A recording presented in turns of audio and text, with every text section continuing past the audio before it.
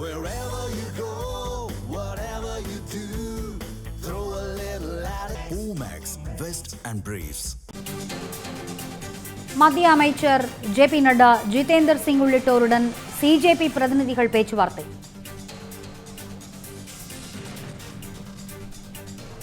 மத்திய அமைச்சர் ஜே.பி. நட்டா, ஜிதேந்தர் சிங் உள்ளிட்டோருடன் சிஜேபி பிரதிநிதிகள் பேச்சுவார்த்தை.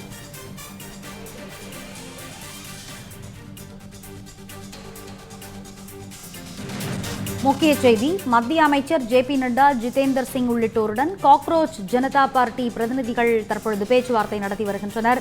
அண்மை செய்தியை முக்கிய செய்தி பார்க்கின்றோம். நீட் வினாத்தாள் கசிவு தொடர்பாக மத்திய அமைச்சர்களுடன் காக்ரோச் ஜனதா பார்ட்டி பிரதிநிதிகள் பேச்சுவார்த்தை நடத்தினர்.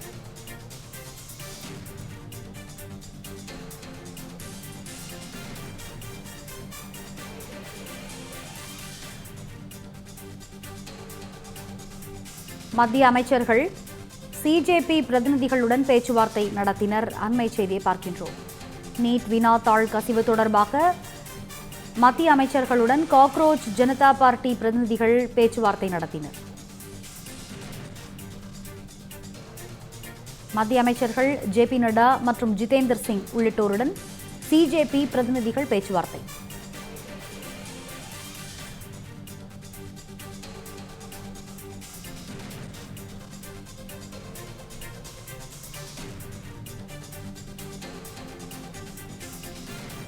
தங்களது கோரிக்கைகள் தொடர்பான மனுவை மத்திய அமைச்சர்களிடம் சிஜேபி பிரதிநிதிகள் சௌரப் தாஸ், அசுதோஷ் ரங்கா வழங்கினர்.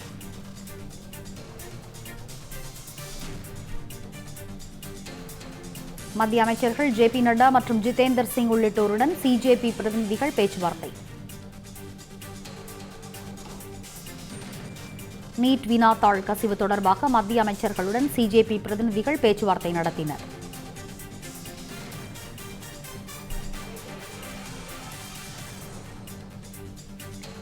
தங்களது கோரிக்கைகள் தொடர்பான மனுவை மத்திய அமைச்சர்களிடம் சிஜேபி பிரதிநிதிகளான சௌரப் தாஸ் மற்றும் அசுதோஷ் ரங்கா வழங்கினர்.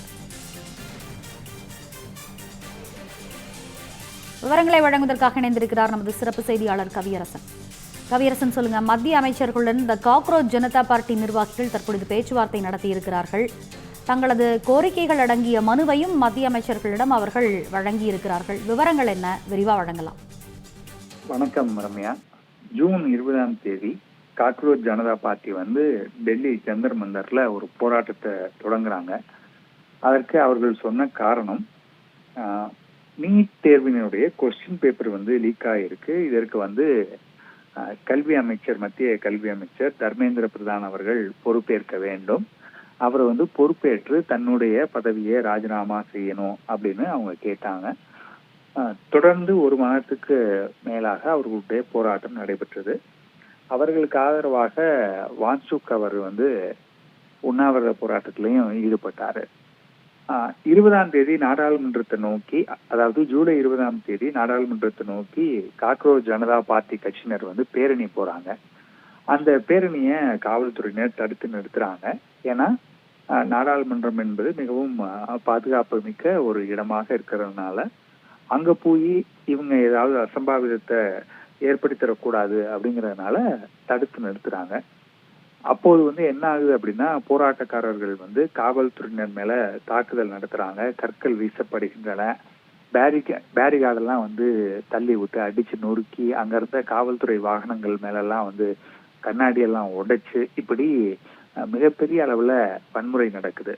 அதனால கலவரக்காரர்களை தடுக்கிறதுக்காக காவல்துறையினரும் எதிர் நடவடிக்கையில ஈடுபடுறாங்க. அதுல சிலருக்கு காயமும் ஏற்பட்டது, அதாவது போராட்டத்துல ஈடுபட்டவர்களுக்கு. இதன் மூலமாக பார்க்கும்போது என்ன 2 கேள்வி வந்துச்சு அப்படின்னா, ஒண்ணு இந்த நாடாளுமன்றம் கரெக்டா கூடுற நாள்ல எதுக்காக இந்த போராட்டத்தை நடத்துறாங்க அப்படின்றது மிகவும் முக்கியமான ஒரு கேள்வி. அதே போல எப்படி இது வன்முறையாக வெடித்தது, மாணவர்கள் போராட்டத்துல எப்படி வன்முறை ஏற்பட்டது, ஒரு மாதமாக அமைதியாக இருந்த போராட்டம் திடீரென ஒரே நாள்ல வேற மாதிரி எப்படி மாறுது அப்படிங்கிற கேள்வி எல்லாம் வந்தது. இது ஒரு பக்கம்.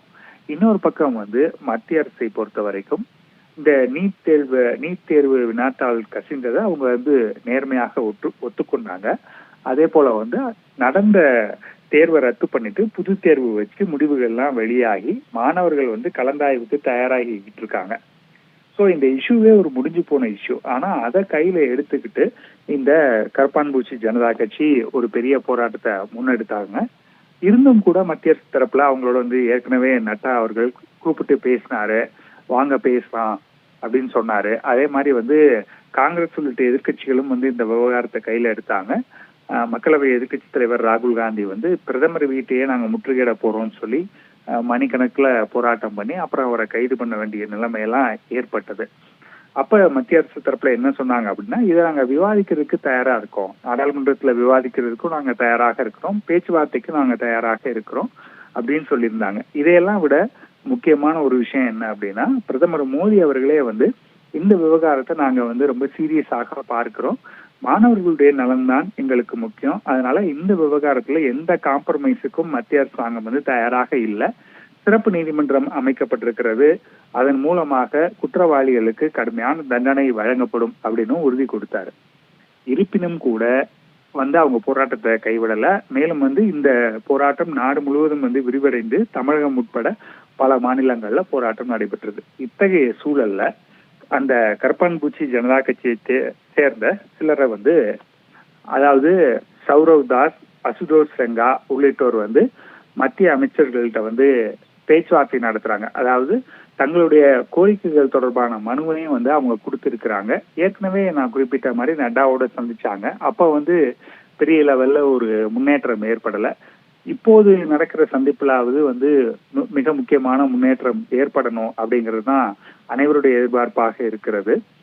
மத்திய உள்துறை இணையமைச்சர், அதே போல ஜேபி நட்டா, மத்திய அமைச்சர்கள் ஜேபி நட்டா பிளஸ் வந்து ஜிதேந்தர் சிங் ஆகியோரோட வந்து அவங்க தங்களுடைய கோரிக்கை மனுக்களை கொடுத்திருக்கிறாங்க.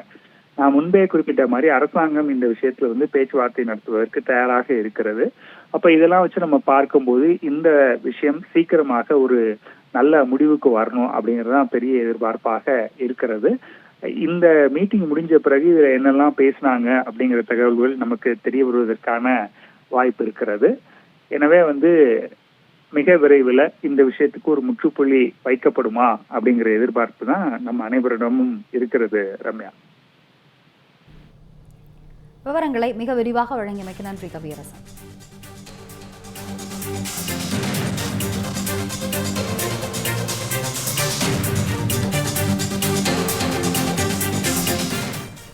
தமிழ் ஜனம் சேனலை சப்ஸ்கிரைப் பண்ணாம பார்த்துட்டு இருந்தீங்கன்னா மறக்காம சப்ஸ்கிரைப் பண்ணிடுங்க.